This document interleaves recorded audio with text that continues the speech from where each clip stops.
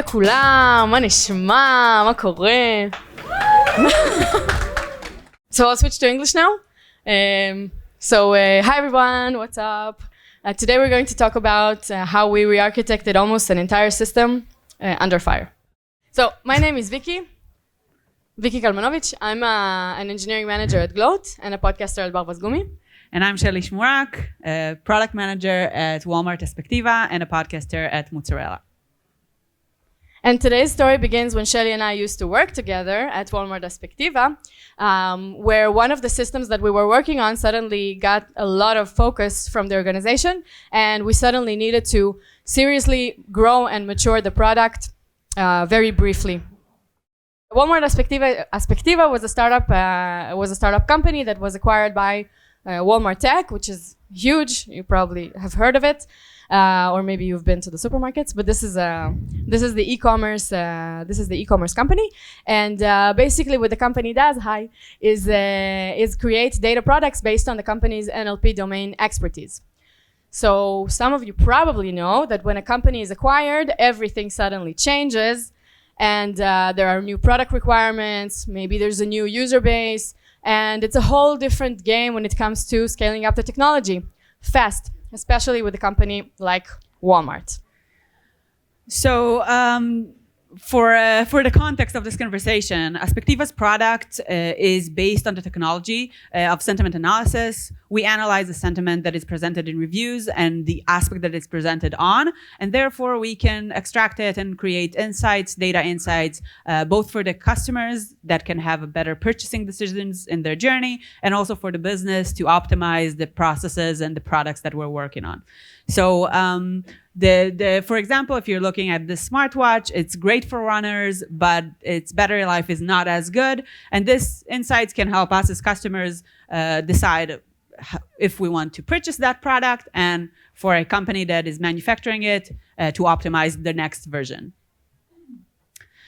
Perspectiva in general is an end-to-end data product platform, meaning it has the entire process of the data product, from the collection, the preparation of the data, to the analysis, doing the ML models, NLP work, and to the data applications, the experiences that are going to leverage that data and insights for the customers.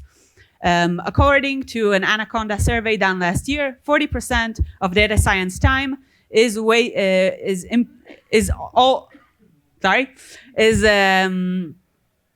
mainly on everything that is done at the first stage, meaning before the models, before the algorithms, the preparation and the cleaning of the data. So today we're going to talk about the collection platform that we built in Perspectiva, and how that area is mainly the focus. So before the acquisition, we were working in the well-known Israeli startup mode, right? Where you have to run super, super fast and you have to get used to pivoting constantly. And we use the most straightforward stack, which fit the first software engineers' expertise. And we built one main flow where everything was coupled to everything. So for example, what could happen is if we retrieve a review, and then we try to process it through our various processings, and then we want to save it to the database, but for some reason the database connection would be lost, then the entire flow processing would also be lost. So before the acquisition, we had our compensation mechanisms, we had our ways to work around that, but after the acquisition, we wanted to become better. We wanted to have a reliable system. We wanted to allow ourselves to not make, workarounds and hacks for every single thing. And that's what we're going to talk about today. We're going to talk about that major architecture change through three phases, where the first one was how we identified the pains and worked on them in order to create ongoing value while the system still needed to work, and eventually how we communicated all these infrastructure changes to all the relevant stakeholders in the organization in order to create not just the success for the R&D, but for the entire company. Okay, so we needed to start with identifying what was important now after the acquisition. And we decided it would be a good idea to focus on the pains. And the three pains that we saw, the first pain was the stability of the system. We saw that When you're working in startup mode, then you don't always think of stability, or you probably never think of stability first, because that's not the requirement probably.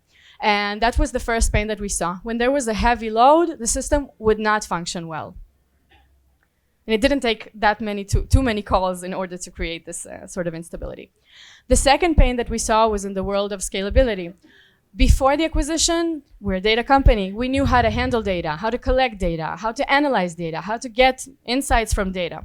After the acquisition, it was a whole other world of scale, because we're talking Walmart, we're talking a bunch of users, we're talking a lot of data from plenty of sources.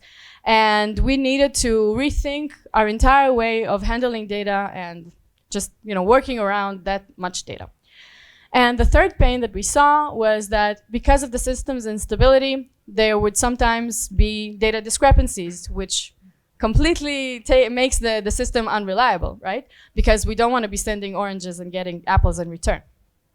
Now, when we're talking about the Walmart scale, it's important to note that Walmart is a small country. It has 2.3 million employees. There are 50 countries in the world that we've examined that are smaller than that. So it's a massive, massive scale. And when we are getting to talking about those technical pains that we've established when we got to that numbers, we needed to understand the impact on the product, on the business, on the value of the product. So mapping those together was one of the most important things we had to do to understand exactly where we need to address and what. So, for example, when our data numbers grew in tens of thousands of percentages, our users, they were working on the data and the collection platform, were super frustrated. They weren't able to make the flow go accordingly. Everything was very slow and even crash. And that even caused us for some data loss. And here we're actually seeing how our value proposition was harmed. Our value proposition of the product, being a data product, was already impacted. And once we are there, it's a lot easier to prioritize and understand which changes we need to do in our infrastructure. So we talked about how we mapped out the pains, and then how we mapped out those pains into impact areas. And now we needed to figure out how we're going to map out these impact areas into the actual places in the code.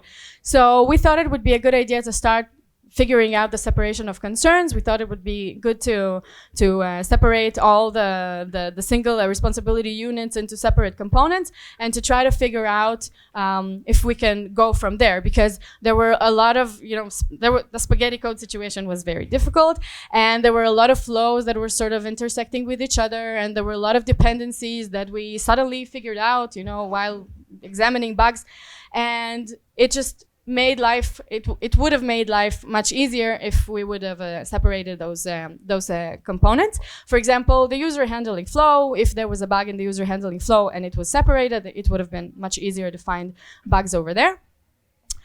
Another, basically we used the separation of concerns in order to allow us to do two major things. One of them was to identify risky business logic.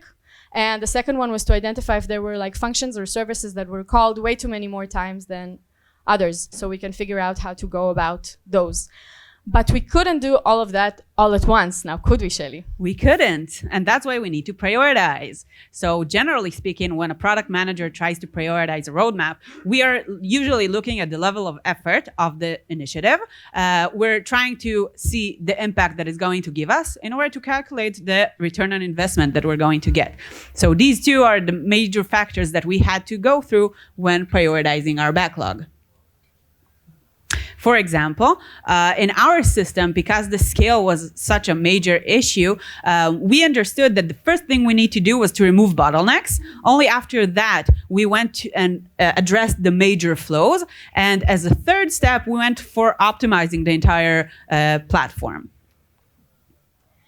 So when the product manager comes and asks me for a level of effort estimation, for some tasks, for some initiatives, it's easy. But in this case, it wasn't that easy because we had a lot of things to consider and a lot of variables that we needed to put into that equation.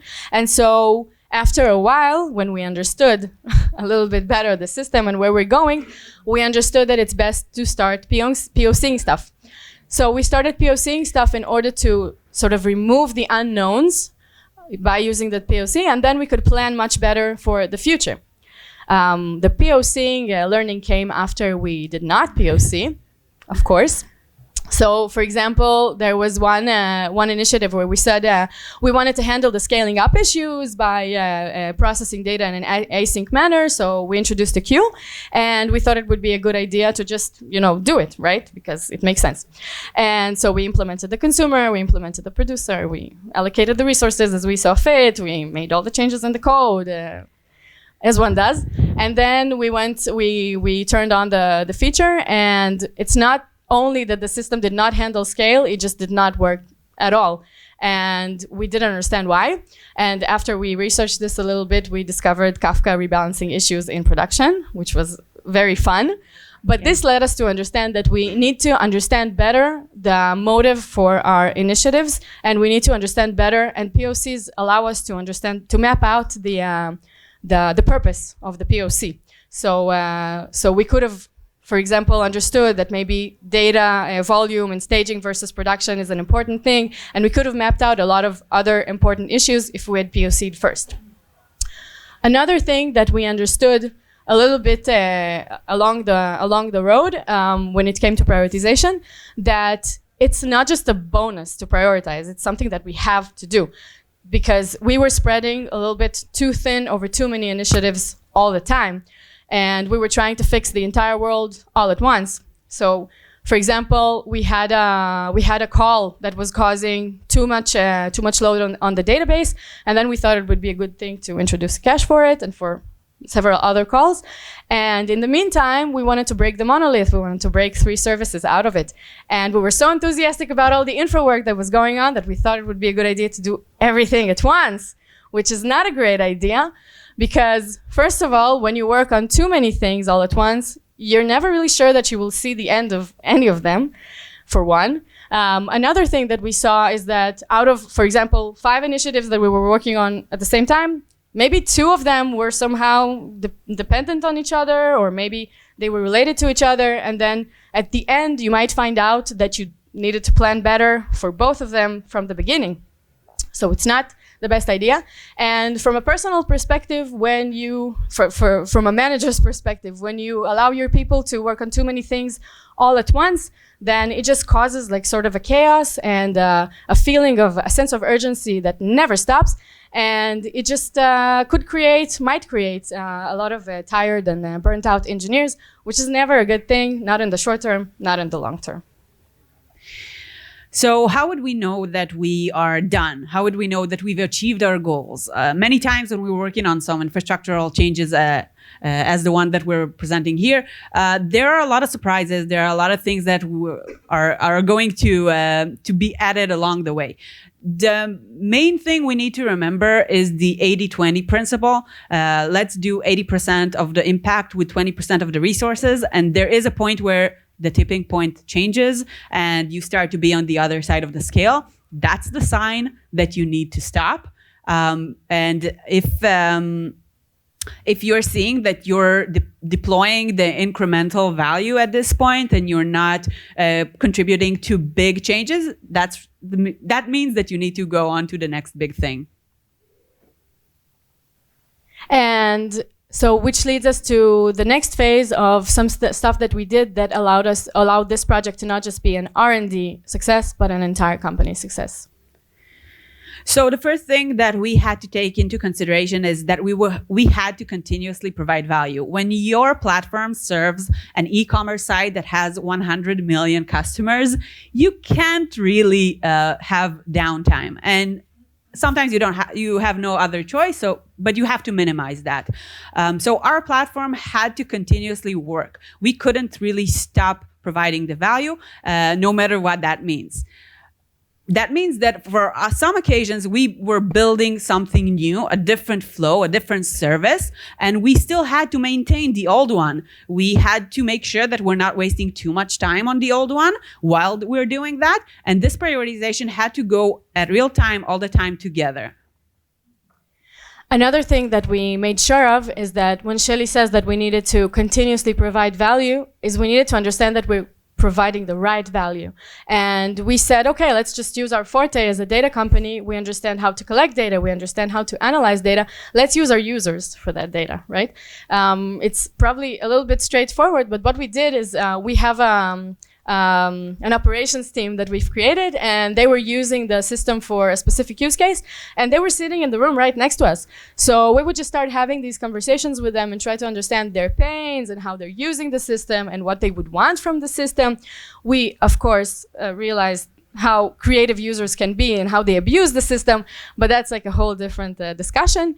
And from these conversations, we were able to understand exactly where the value lies, and we were able to take these user bugs and create them into opportunities of understanding where to put the focus to create real value. While we were doing those changes, the engineering team needed to know the goal of what we're doing in the short term, but they had to know the goal for the vision and the longer term. This really is critical for what we're doing. For example, if we had some kind of a solution that we wanted to do that was totally patchy, and we knew that we're not going to invest a lot of time for it at this point, but we already had the vision of what we're doing next, it was super important for us to communicate that with them, so then we can minimize wasteful code and maximize the reusability of components. Another thing that we saw that really helps us push our engineering initiatives forward is benchmarking. And it's not just the benchmark of creating, making sure like you have the numbers of the performance of the system and then you show that the performance is better or worse with every feature. But it was more in the sense of taking those benchmarks and turning them into business KPIs. So for example, if Shelly, she had like a saying that, I don't know why the response takes more than 1 second to come back. I don't know. I'm not really good with KPIs. Shelly's better at that than me. But for example, if that was the KPI that she would have defined, then whatever engineering initiatives I had that I wanted to push forward, if I could make them, connect them with this KPI, it would have been much easier, because I could have said, okay, we need to, introduce a queue, introduce a cache, and this would help this business KPI. Then the driving of the technical initiative would have been much easier, which leads us to communication.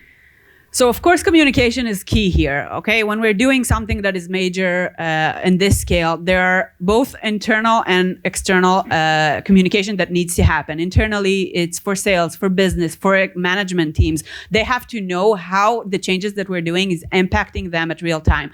And of course, on the users themselves, if we do have to have downtime and we have no other choice, the users need to understand that very clearly so that we are not frustrating them even more. It's really fun for us in our R&D, where we know everybody knows us, we're having the time of our lives making code and making stuff happen, but we don't want to be perceived as that dark place over there where nothing happens and nobody delivers on time, right? So it is crucial to know how to translate those R&D initiatives into a non-technical stakeholders language. So what we started doing is we understood that the release notes, the regular release notes, are not good enough because they were too technical. So we started doing them in a fun way. Here's an example I took from Discord, and this version's release is very, very technical, but they made it look very fun and very approachable, and even people that don't understand code can read it and understand. So if you can put on top of understandable release notes for all the stakeholders an image that shows exactly like what you did, or a GIF or a GIF that shows the new capability that you've introduced, that is amazing. So today we talked about a few things that helped us push a really big architecture change within the company. We talked about how we identified the actual pains of the system and how we managed to take those pains and create ongoing value while there was zero downtime, and how we managed to communicate all those changes to our non-technical stakeholders in order to take this initiative and create it from an R&D success to a company success. Thank you. Thank you. Wow. That was on the spot.